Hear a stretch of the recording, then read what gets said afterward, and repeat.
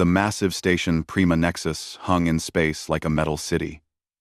Inside its central chamber, thousands of alien beings gathered in desperate council. Fear filled the air, thick as smoke. Ambassador Thekvar stood at the speaking platform, his crystalline body catching the harsh lights. His voice carried across the chamber with the weight of terrible news. 12 worlds have fallen in 3 months, he announced. The Vorthak supremacy shows no mercy. They take everything. They leave nothing but ash and chains. The chamber erupted in worried voices. Species from across the galaxy had come here seeking answers. The bird-like avians fluttered their wings nervously. The massive bear creatures called ursids growled low warnings. Even the ancient tree people, known as dendrons, swayed with anxiety. Warlord Krex had sent his final message 3 days ago. The recording still made delegates shiver.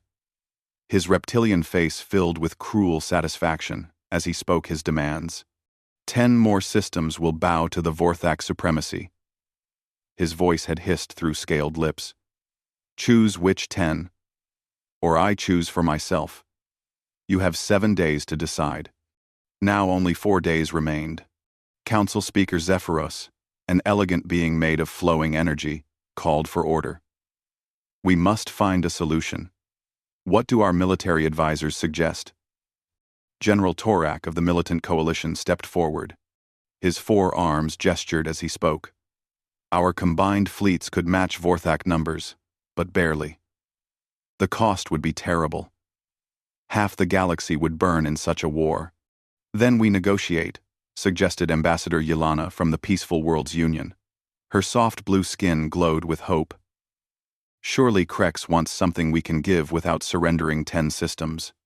We tried negotiation, Thekvar replied sadly. Krex demands complete surrender of the systems. He wants the populations as slaves and the world stripped bare. There is nothing else he will accept. L'except.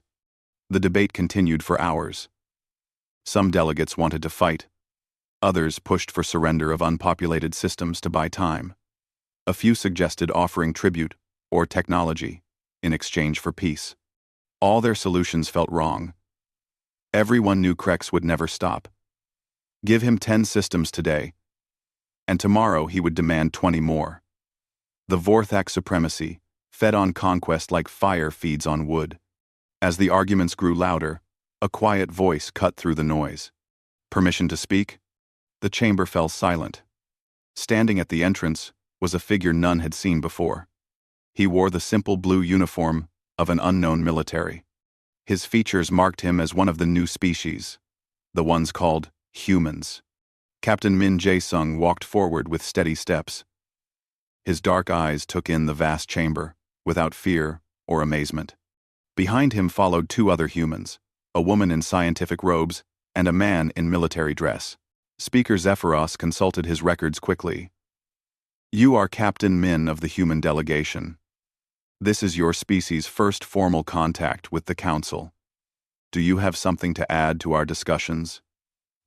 Min stopped at the speaking platform. His voice carried clearly without strain or rush. My government sent me to deliver a message about the Vorthak situation. Nervous laughter rippled through some sections. Humans had barely left their home system. Their ships were few, and their technology untested in galactic terms. What could they possibly offer? Please share your government's thoughts, Speaker Zephyros said politely. Min looked around the chamber, meeting eyes with delegates from dozens of worlds. When he spoke, his words were simple and clear. The Vorthak supremacy will return every world they have taken. They will free every slave. They will face justice for their crimes. This will happen within 30 standard days. The chamber exploded in shocked voices. Delegates turned to each other in confusion and disbelief. Some laughed outright.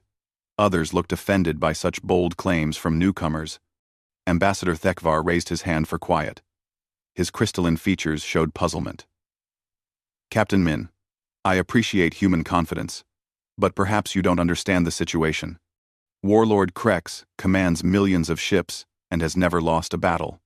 How can humans make such promises? We make no promises, Min replied calmly. We state facts. But how? Pressed General Torak. Your species has what? A few hundred ships? Krex's armada could crush your entire fleet in hours. Are you planning to negotiate some kind of deal? Something changed in Min's expression. Not anger, but something harder. Something that made the chamber grow quiet, without anyone calling for order. You misunderstand our nature, Min said slowly. Humans don't negotiate with predators. We hunt them. Dr. Sarah Chen, the human scientist, stepped forward slightly. Her voice was gentle, but firm. We have studied your records carefully. Every attempt at negotiation with the Vorthak has failed. Every tribute paid has only made them stronger. Every territory given has become a base for new attacks. The third human, Fleet Admiral Yuki Tanaka, spoke for the first time. Your species think in terms of negotiation and war. You see two choices: give Krex what he wants, or fight him with matching force. Humans see a third option. Which is? Speaker Zephyros asked. Min answered. We hunt. A hunter doesn't fight prey on equal terms. A hunter studies the prey completely. A hunter strikes at the right moment, in the right way, to end the threat permanently. Ambassador Thekvar shook his head in confusion. Captain Min, I mean no offense, but you speak as if this were already decided. Krex has conquered civilizations older than yours. His fortress worlds have never been breached. His fleets have destroyed everything that challenged them. Yes, Min agreed.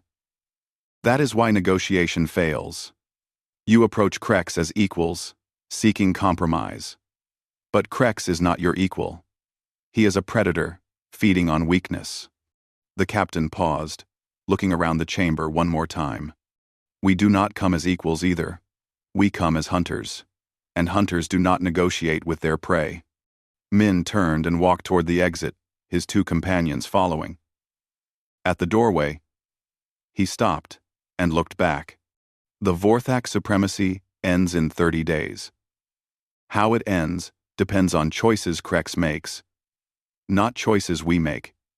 Our course is already set. The humans left the chamber in absolute silence. For long moments, no delegate spoke. Finally, Ambassador Thekvar found his voice. What did they mean? Nobody had an answer. But somehow, everyone knew the galaxy had just changed forever. 3 days after the humans left Prima Nexus, the first reports began arriving. They came from Vorthak territory, carried by refugee ships and emergency broadcasts. The messages made no sense. Unknown vessels appeared at Kalos Prime, reported a damaged freighter captain. They didn't attack the orbital stations. They just took people. Thousands of slaves, gone in 6 hours. The Vorthak garrison never even saw them coming. Ambassador Thekvar studied the reports in his private chamber. His crystalline body hummed with nervous energy. Outside his windows, Prima Nexus continued its busy routine. But everything felt different now. Another message arrived from the mining world Zerion. Now the slaves were free, the mining equipment was destroyed, and the Vorthak overseers had simply vanished. How is this possible? Thekvar asked his aide, a young avian named Kirak. Kirak ruffled his bright feathers nervously. The reports all say the same thing, Ambassador. Human ships appear from nowhere, complete their mission, and disappear again. No battles. No explosions. The Vorthak forces are there one moment and gone the next. More reports flooded in over the following days. Each one told the same impossible story. Human teams struck at Vorthak positions across the galaxy with perfect precision. They freed prisoners, destroyed weapon factories, and rescued civilian populations. But they never engaged Vorthak fleets in open combat. The strangest part was how they treated their enemies. Dr. Sarah Chen had established a temporary research station at Prima Nexus. She welcomed visitors from the council, eager to explain human methods to anyone who would listen. Your species make war like you make peace, she told a gathering of military officers. You think in terms of force against force. Bigger fleet wins. Stronger weapons dominate. General Torak leaned forward in his chair. How else can war be fought? By understanding your enemy completely, Doctor, Chen replied. We spent months studying Vorthok culture before we acted. Their society works on fear and dominance. They only respect superior force, but they define force very simply. She activated a holographic display showing Vorthok's social structure. Krex rules because his followers believe he cannot be defeated. His power comes from constant victory, from always appearing stronger than any challenge. So you attack his reputation instead of his fleets, observed Colonel Zinta from the Defensive Alliance. Partly. But more than that, we attack the system that created him. The Vorthok become aggressive because their society teaches them that weakness means death. We show them another way. Dr. Chen changed the display to show recent rescue operations. When we free Vorthok civilians from their own military, we demonstrate that strength can protect instead of destroy.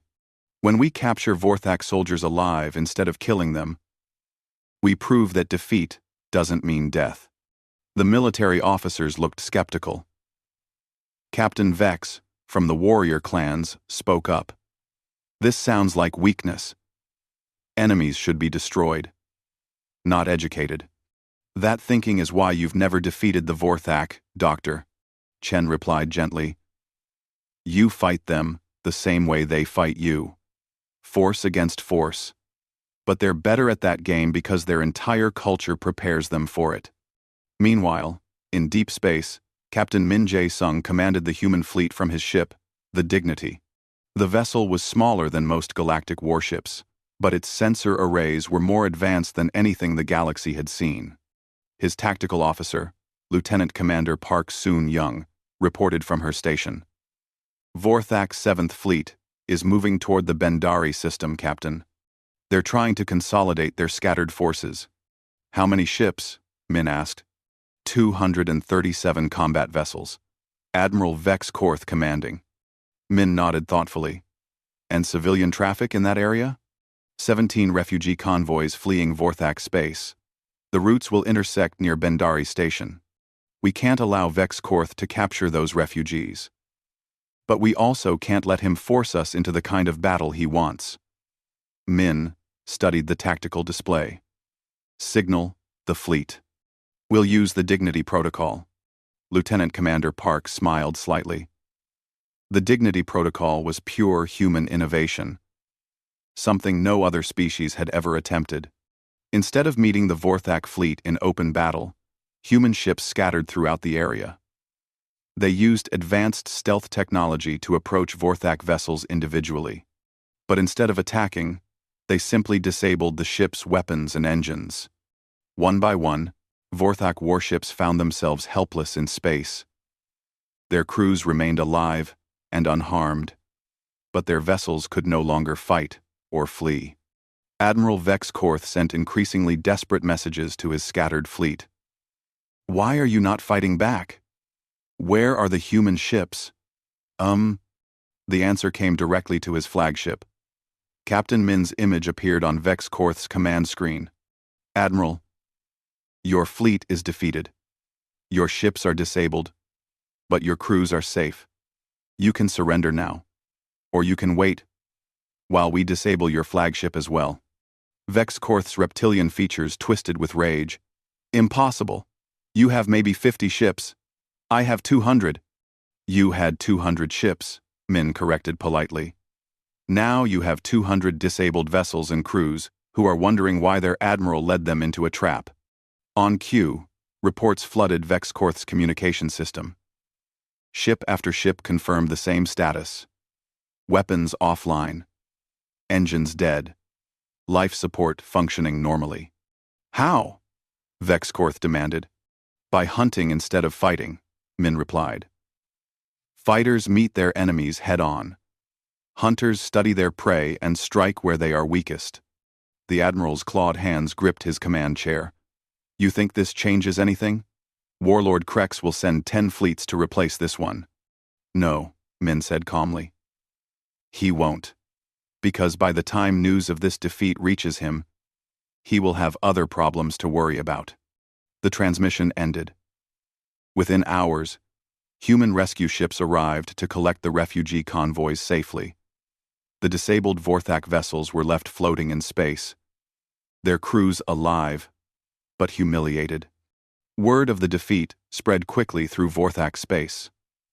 For the first time in decades, a Vorthak fleet had been completely neutralized without a single enemy death. Worse, it had been done by creatures the Vorthak considered weak newcomers. On Prima Nexus, Ambassador Thekvar received reports of 12 similar incidents across the galaxy. Human forces struck everywhere at once, always choosing the perfect moment and method for each target. They're not just fighting a war, he realized aloud to his aide. They're performing surgery, cutting out the diseased parts while keeping everything else alive.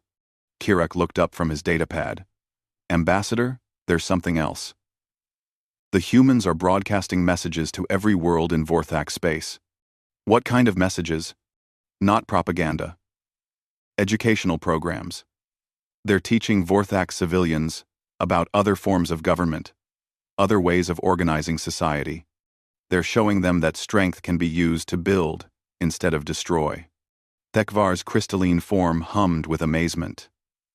The humans weren't just defeating the Vorthak supremacy. They were offering the Vorthak people a path to something better. For the first time since Krex began his conquest, the ambassador felt real hope. The hunt had begun. The captured Vorthak command ship drifted slowly through space, its weapons systems dark and its engines silent. Inside the vessel, something unprecedented was happening in galactic warfare. The Vorthak crew sat in their detention areas, waiting for torture or execution. That was how war worked. Losers died. Winners took what they wanted from the corpses. It had always been this way. But instead of interrogators, human medics arrived. They treated injured Vorthak soldiers with the same care they would show their own wounded. Broken bones were set. Pain was relieved. Infections were cured. Commander Sekvash, the captured Vorthak leader, could not understand it. He sat in his detention cell, completely healed from his battle injuries, eating food that was actually nutritious and tasty. The humans even provided entertainment programs and books in Vorthak language. When Captain Min Jae-sung finally came to speak with him, Sekvash was ready with defiant words. But the human's first question confused him. Commander, what is your family name? Sekvash blinked his reptilian eyes. What? Your family name, your clan. Where do your people come from originally? Why does that matter? I am your prisoner. Min sat down across from the Vorthak commander. His manner was calm and respectful. Because you are not just a prisoner. You are a person. You have a history, a family, a life beyond this war. My life is war, Sekvash replied automatically. I exist to serve the supremacy. Is that what you wanted as a child? To spend your life fighting? The question hit Sekvash like a physical blow. No one had asked him about his childhood in 30 years. No one cared about such things in Vorthak society. What I wanted doesn't matter. Only strength matters. Min leaned back slightly. Dr. Chen would like to speak with you about that belief. She studies how different cultures develop their values. But only if you want to talk with her. Note. And if I refuse? Then you refuse. We won't force you to do anything except stay in detention until this conflict ends. Sekvash stared at the human captain. You're going to lose this war. Warlord Krex has resources you can't imagine. He will crush your tiny fleet and enslave your entire species. Perhaps, Min agreed.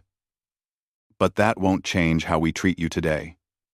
Your behavior has consequences for you. Our behavior has consequences for us. Each person chooses who they want to be. After Min left, Sekvash sat in his comfortable cell, thinking about the strangest conversation of his life. A guard brought him a meal that included foods from his home world, foods he hadn't tasted since childhood. How did the humans even know what those foods were? Meanwhile, on Prima Nexus, Ambassador Thekvar was learning the scope of human planning. Fleet Admiral Yuki Tanaka had arrived to brief the Council on human operations. "You've been fighting the Vorthak for decades," Admiral Tanaka explained to the gathered delegates. "But you've been fighting the symptoms, not the disease." She activated a holographic display showing galactic history. Every few hundred years, a species develops an aggressive, expansionist culture. The Vorthak are just the latest example. Before them, it was the Chronix Empire. Before that, the Shadow Collective. General Torak nodded grimly. "And each time, the galaxy pays in blood to stop them. Because you wait until they're strong enough to threaten everyone?" Admiral Tanaka replied. "You hope diplomacy will work. You try to contain them through treaties. By the time you resort to war, the problem is enormous." "What would you have us do?" asked Speaker Zephyros.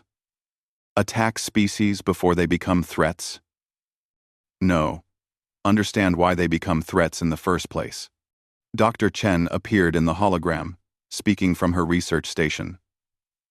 "The Vorthak culture developed on a harsh world where resources were scarce. For thousands of years, their survival depended on taking from others before others took from them. That worldview is now encoded in their social structure." "So they can't be changed?" Ambassador Thekvar asked. "Anyone can change, given the right circumstances. But change requires two things: opportunity and reason.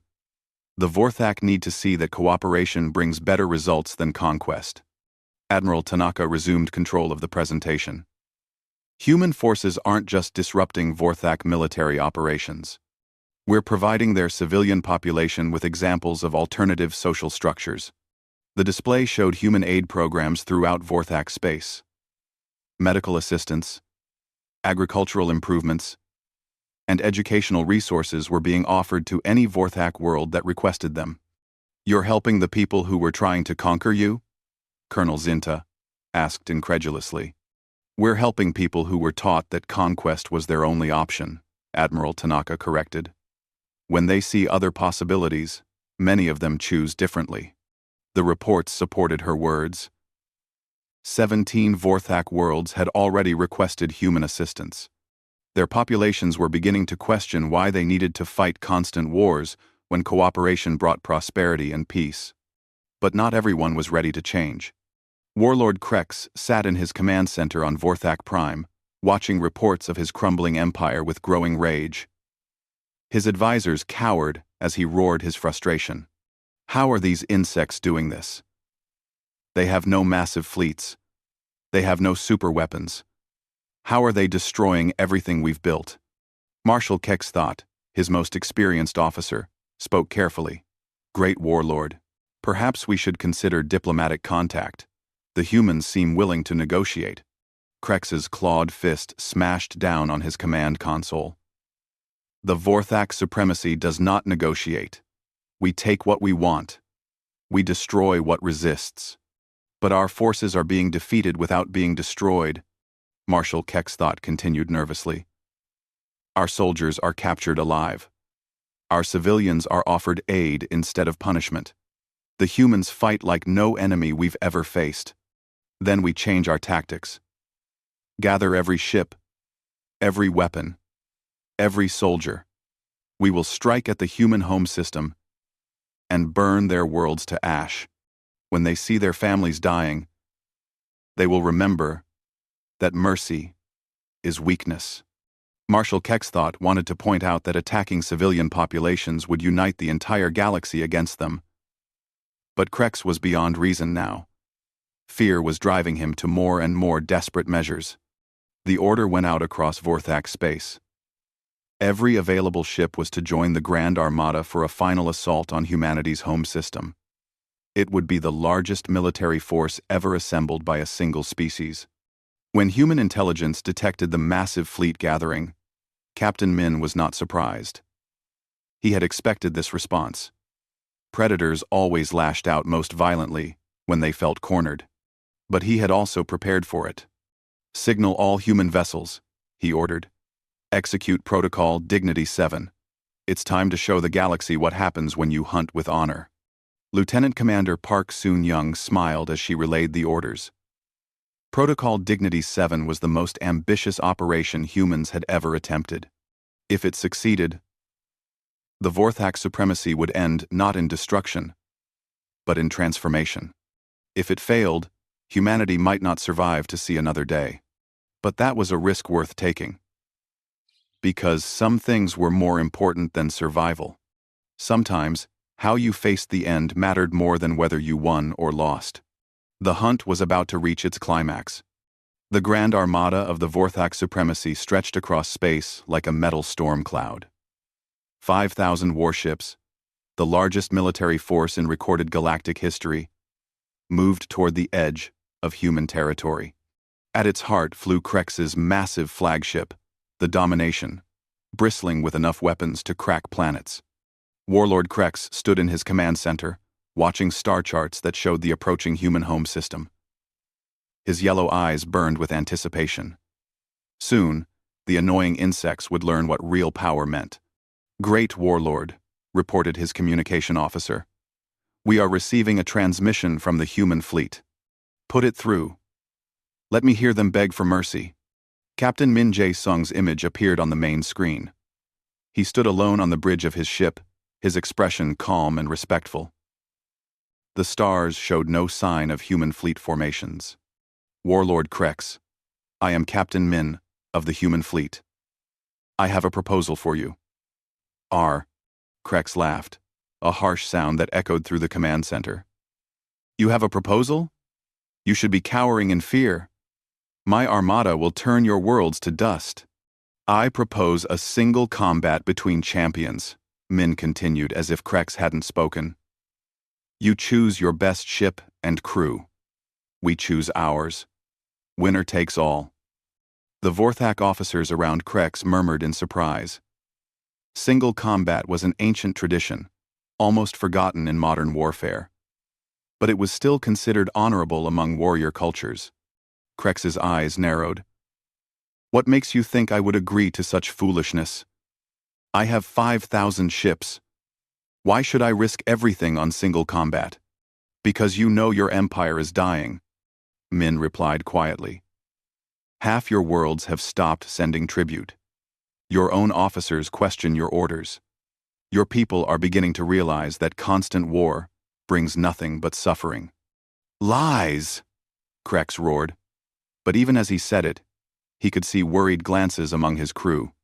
"Single combat will prove who truly deserves to lead," Min continued. "If we win, the Vorthak supremacy ends, and your people find a new path. If you win, humanity withdraws, and never interferes with Vorthak expansion again." Marshal Kexthot stepped closer to Krex's command chair. "Great Warlord, this could be a trap." "Of course it's a trap," Krex snarled. "But what can one human ship do against our finest warship?" "Accept their challenge, Marshal. I will personally command the Fist of Supremacy against whatever pathetic vessel they send." The transmission ended, and within hours, the terms were set. The battle would take place in the neutral zone between fleets. No other ships would interfere. The combat would continue until one vessel was destroyed or surrendered. But as the Fist of Supremacy moved away from the main armada, something impossible began to happen. Across Vorthak space, on worlds throughout their empire, people were watching. Dr. Chen had spent weeks preparing for this moment. Human broadcast systems had been quietly installed on every major planet in Vorthak territory. Now, as the single combat began, citizens of the Supremacy could see everything that happened. They saw their mighty warlord's champion ship face off against a single human vessel that was smaller and carried fewer weapons.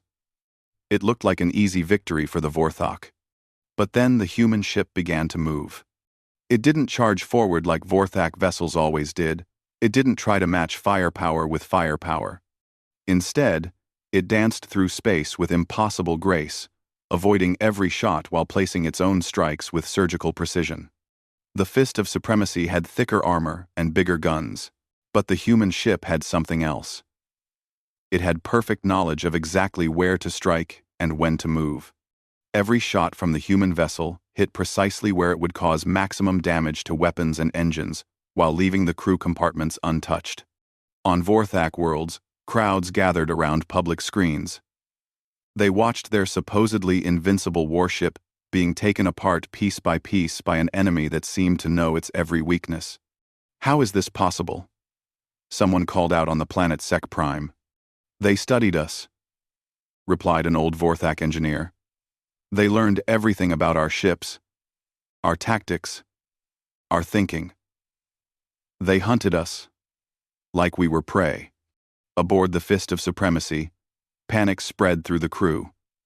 Systems failed one after another. Weapons went offline. Engines sputtered and died. But life support remained perfect. And no crew members were killed. Impossible, Krex raged over the communication channel. Fight properly. Stand still and exchange fire like warriors. Captain Min's voice came back calm and steady. Why would we fight on your terms when we can fight on ours? A hunter chooses the battlefield, warlord. Prey simply reacts. The final blow came with elegant simplicity. The human ship disabled the Fist of Supremacy's gravity generators, leaving the crew floating helplessly, while the ship tumbled through space like a broken toy. Surrender, warlord. Min's voice filled the silent command center. Your ship is defeated. Your crew is alive. Honor the terms of single combat. Krex floated in his command chair, held only by safety straps. Around him, his officers waited for orders that didn't come. For the first time in his life, the great warlord Krex had been completely, utterly defeated. But the most crushing blow came from his own people. On Vorthak Prime, the population watched their supreme leader floating helplessly in space. They saw how the humans had won without killing anyone. They saw strength used with precision and mercy instead of rage and destruction. Someone in the crowd began to clap slowly. Then another. Within minutes, the entire planet was cheering for their leader's defeat. Great warlord, Marshal Kexthought said quietly over the internal communication system. Perhaps it is time to consider what the humans have been trying to tell us. Krex stared at the tactical display, showing his disabled flagship. His grand armada waited in the distance, powerful enough to destroy the human fleet in direct combat. But what would that prove now? That the Vorthak could only win through brute force? That they had learned nothing from this demonstration of superior tactics and strategy? What do the humans want? Krex asked finally. The answer came not from Captain Min, but from Dr. Chen. Her image appeared on screens throughout the Armada and across Vorthak space. We want you to have the choice your leaders never gave you, she said simply. The choice to build instead of destroy. The choice to grow instead of taking from others. The choice to be strong enough to protect instead of strong enough to conquer. She gestured to data streams showing the prosperity of worlds that had accepted human assistance. Look at your own people. The ones who stopped fighting have better food, better medicine, better homes. They are stronger and happier than they were as conquerors. On 1,000 worlds, Vorthak families looked at the evidence. They saw children playing safely instead of training for war. They saw elderly people cared for instead of abandoned. They saw communities working together instead of competing for scarce resources. The choice is yours, Dr. Chen concluded. But choose as individuals, not as subjects of an empire. Choose what kind of people you want to be. In his floating command chair, Warlord Krex finally understood what the humans had done. They hadn't just defeated his military. They had offered his people something he never could. Hope. The choice was no longer his to make. It belonged to every Vorthak in the galaxy. 1 year later, Ambassador Thekvar stood before the full Galactic Council in the Great Chamber of Prima Nexus. His crystalline form caught the light as he held up a datapad containing the most important document in galactic history. The Vorthak Integration Report, he announced to the assembled delegates, represents the most successful conflict resolution in recorded galactic civilization. The chamber buzzed with quiet conversation. Representatives from thousands of worlds had come to hear the final assessment of humanity's intervention against the Vorthak supremacy. The numbers speak clearly, Thekvar continued. 47 former Vorthak worlds have joined the Galactic Council as independent members. Their populations are healthier, more prosperous, and more peaceful than they have been in centuries. 0 worlds were destroyed in the conflict. 0 civilian populations were harmed. From her seat in the observer section, Dr. Sarah Chen smiled quietly. The past year had been challenging, but the results exceeded even human projections. More importantly, Thekvar said, we have learned new methods for preventing such conflicts in the future. The Human Cultural Analysis Division has identified 12 other species showing early signs of aggressive expansion patterns. In each case, intervention programs have successfully redirected their development toward cooperative models. Speaker Zephyros, the energy being who led the council sessions, gestured for attention. Ambassador Thekvar, please share the most significant finding from your report. Thekvar's crystalline body hummed with excitement. The most significant finding is this. Aggressive expansion cultures are not naturally evil or permanently dangerous. They are responses to specific environmental and social pressures. When those pressures are addressed correctly, the aggressive tendencies can be channeled into productive activities. He activated a holographic display showing Vorthak worlds 1 year ago compared to their current state. The contrast was remarkable. Former military production facilities now manufacture medical equipment and agricultural tools. Former warrior clans now compete in sports and engineering challenges. The same drive that once fueled conquest now powers exploration and scientific discovery. In the audience, former warlord Krex sat quietly. He wore simple civilian clothing instead of military armor. His title was now Director of Vorthak Reconstruction, and he seemed genuinely content with the change.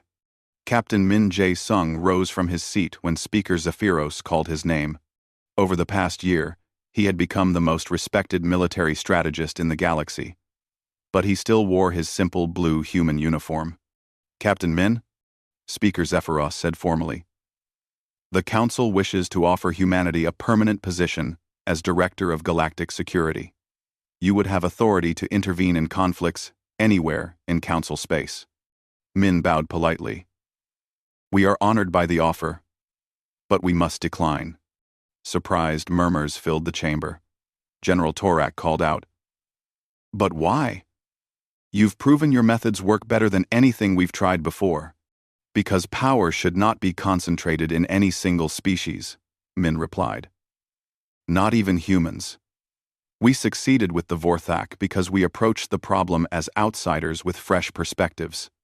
If we became the official galactic police, we would gradually lose that advantage. Dr. Chen stood to add her thoughts. Our role should be as teachers and advisors, not rulers.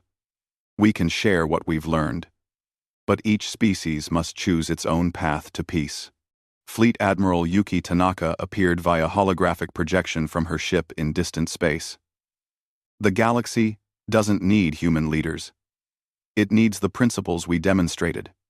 Study your problems completely before acting. Use the minimum force necessary to achieve your goals. Always leave room for your enemies to choose a better path. Ambassador Thekvar nodded thoughtfully.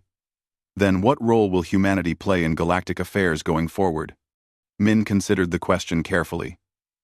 We will continue to hunt, he said finally. But we hunt for understanding, not conquest. We hunt for solutions that benefit everyone involved. And we hunt for ways to prevent conflicts before they begin.